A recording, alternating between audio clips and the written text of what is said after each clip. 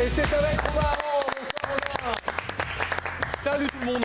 Ça va? Mais oui, c'est soir de match, regardez, je me suis mis aux couleurs un petit peu. Soir de match, bien comme Raphaël, il n'a pas fait tout à fait la même chose. Mais bref, France-Sénégal, premier match des Bleus dans cette Coupe du Monde. Il est forcément particulier, forcément excitant, forcément important aussi.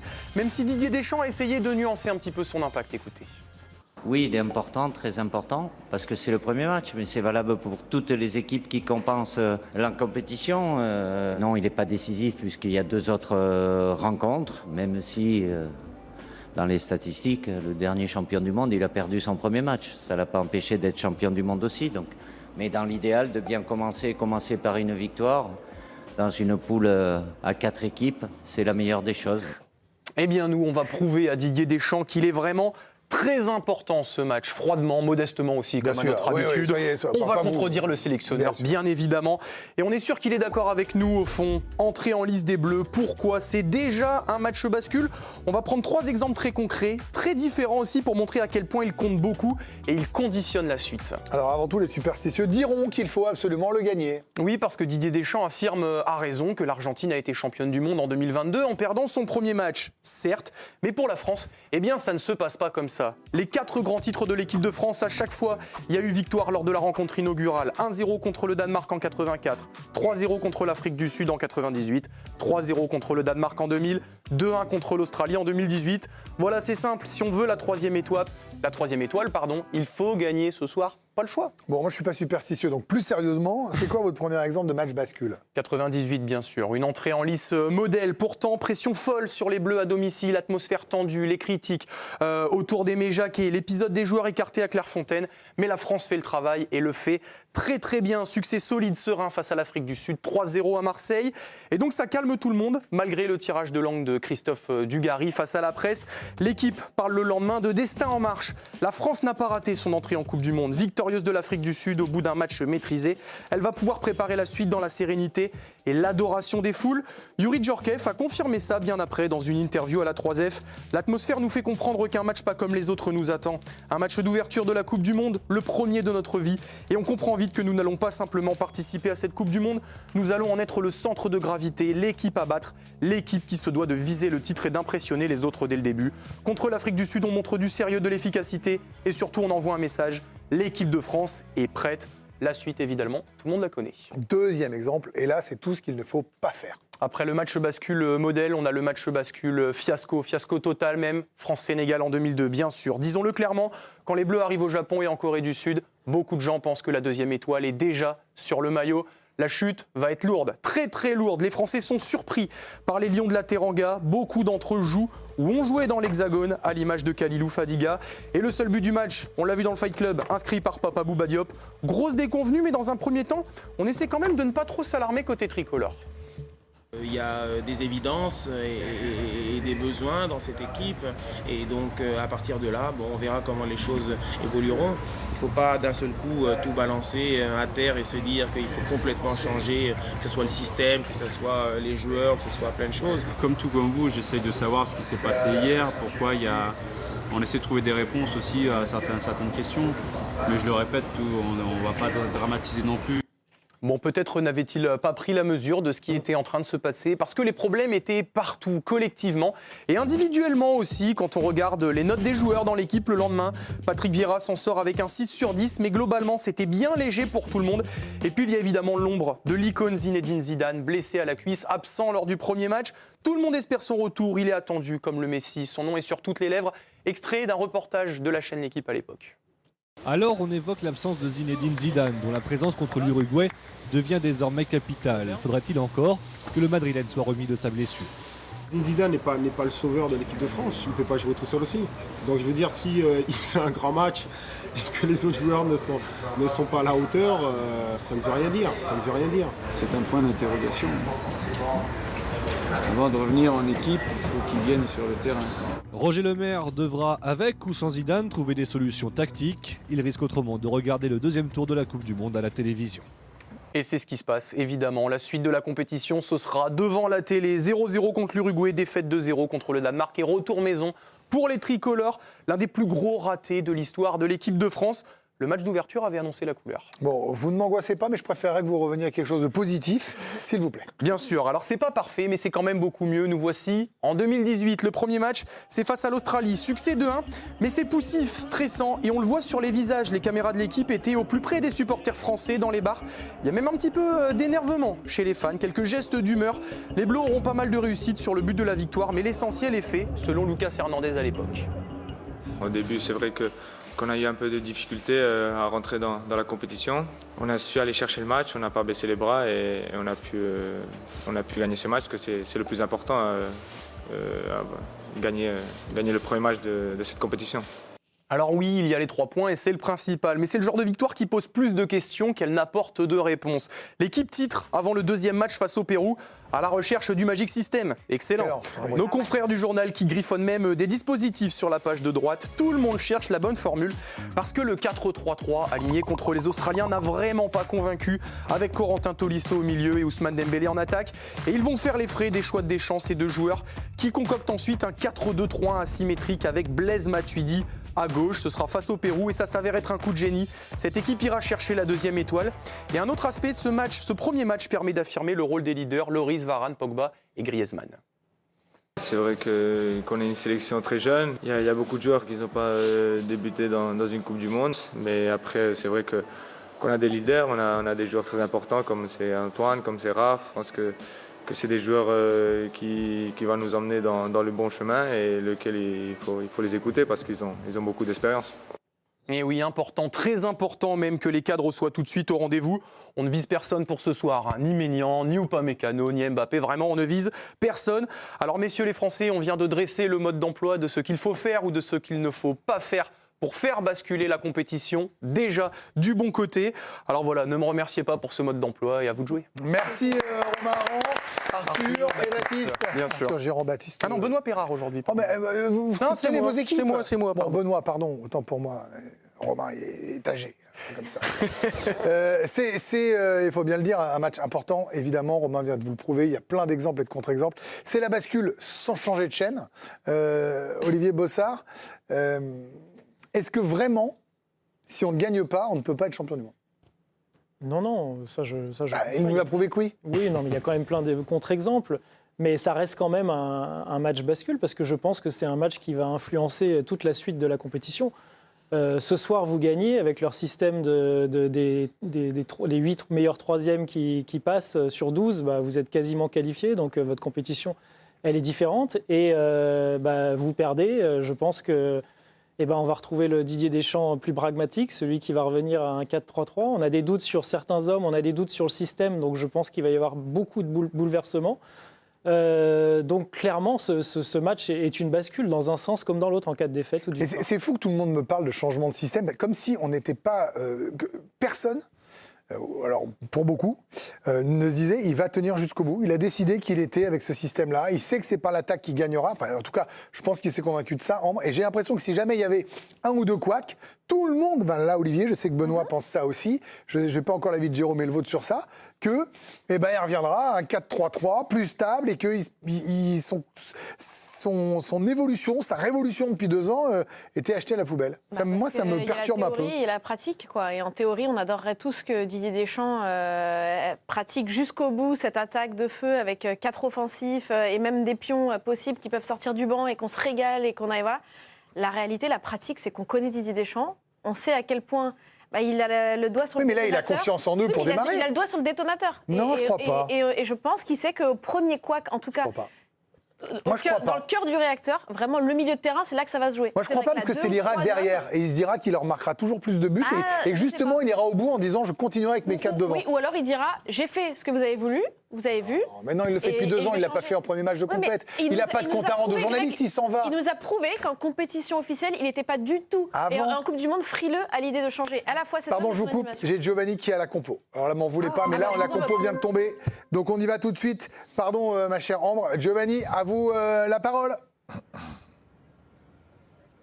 Oui, c'est la compo qu'on vous annonçait depuis plusieurs jours sur la chaîne L'équipe. Dans les cages, Mike Maignan à droite, Jules Koundé. Sur le côté gauche, Théo Hernandez, charnière centrale, Upamecano, Saliba. Les deux milieux de terrain à vocation défensive, Aurélien Tchouaméni, Adrien Rabiot. Et puis donc ce quatuor offensif, Désiré Doué à la gauche de l'attaque, à droite Michael Olise, en 9,5-10 comme vous voulez, Ousmane Dembélé, à la pointe de l'attaque le capitaine Kylian Mbappé. Je vous donne également celle du Sénégal.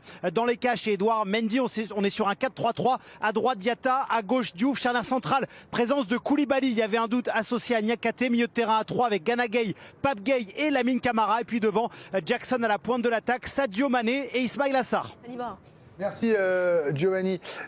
Jérôme, on parlera des compos un peu tout à l'heure, tout ça, mais là, ce match bascule-là, est-ce que vous croyez par exemple au souvenir de 2002 ? Est-ce que c'est quelque chose qui peut hanter les deux équipes? Je sais pas, moi j'ai du mal à croire ça. Il y a une conférence de presse qui a dit on ne veut pas être du mauvais côté de l'histoire.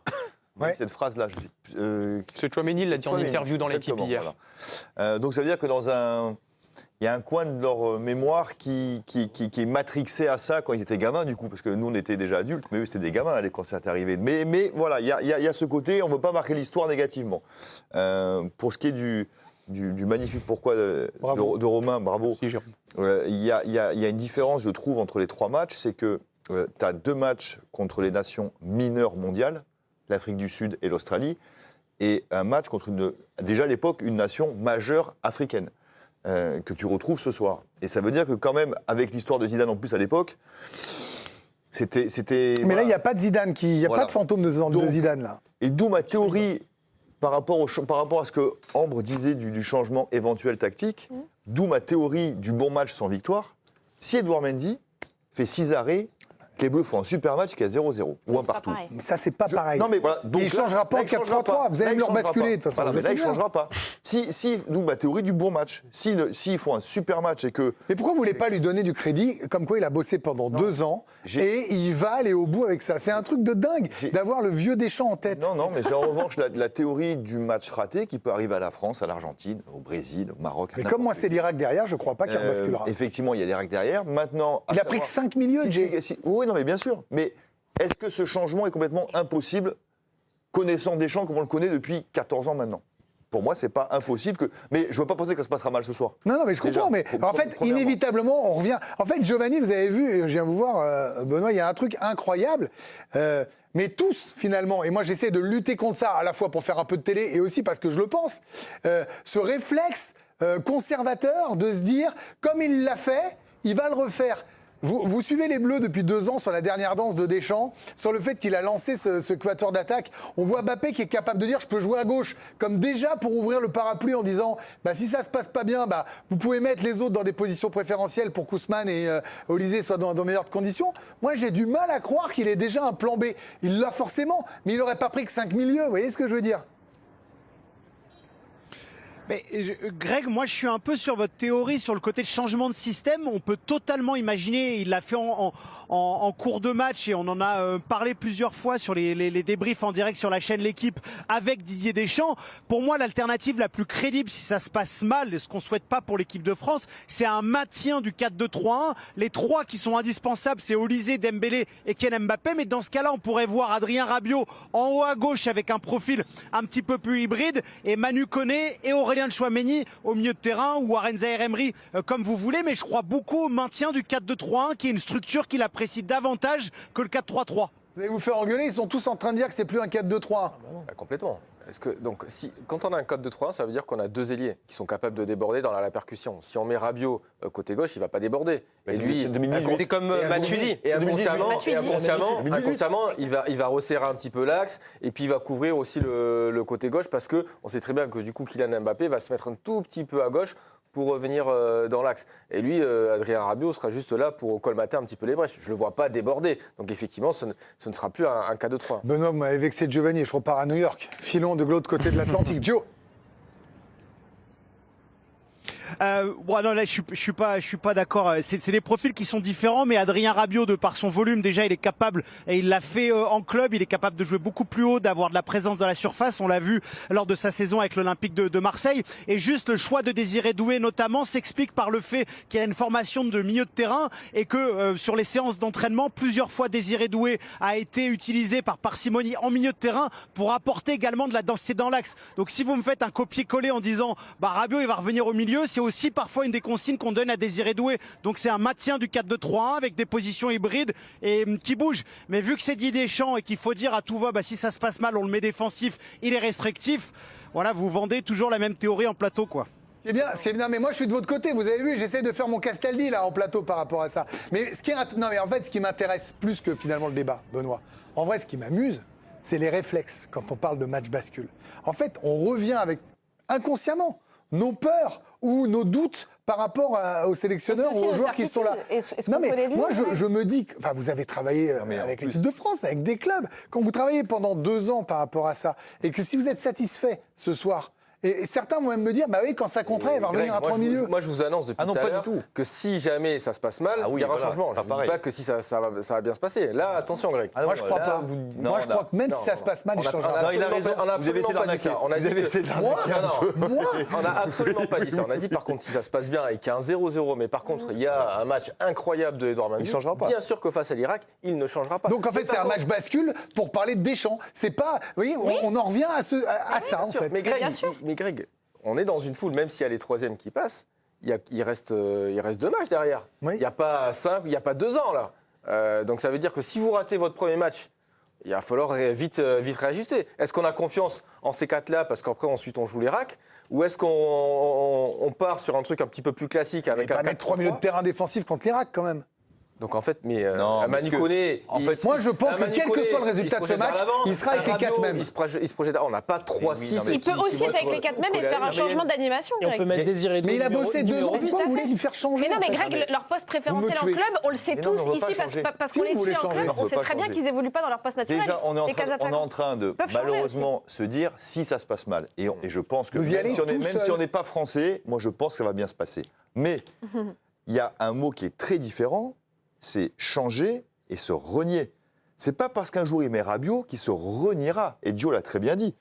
Pour moi, il peut très bien mettre Rabiot parce que ce sera un profil différent et un système, quoi qu'on en dise, un petit peu différent que si c'est Doué à gauche. Bien sûr. Donc entre changer et se renier, c'est 2 mots complètement différents. Donc moi je trouve intéressant, c'est que sur un débat de match bascule, pourquoi de match bascule, où on en parle, ça pourrait être de la psychologie, ça pourrait être les fantômes du passé. Tous, et c'est pas un reproche, puisque vous êtes là pour exprimer vos opinions.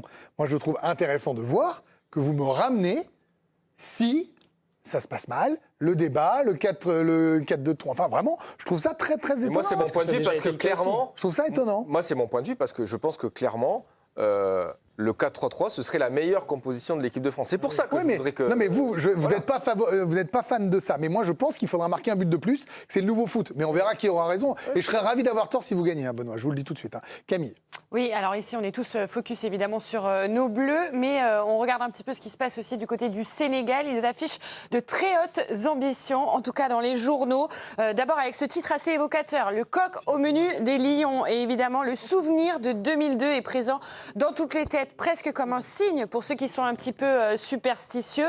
Record qui évoque les Lions pour réécrire l'histoire. Là aussi, on s'appuie sur 2002.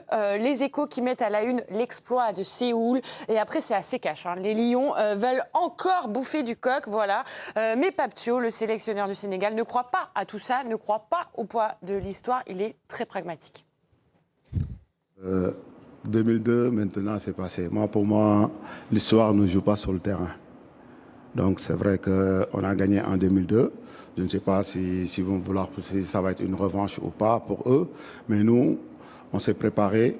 On va préparer nos matchs comme on prépare les autres matchs pour aller chercher les 3 points. Voilà pour ce France-Sénégal. Merci Romain. Je nous a donné la compo. On le retrouve dans un instant.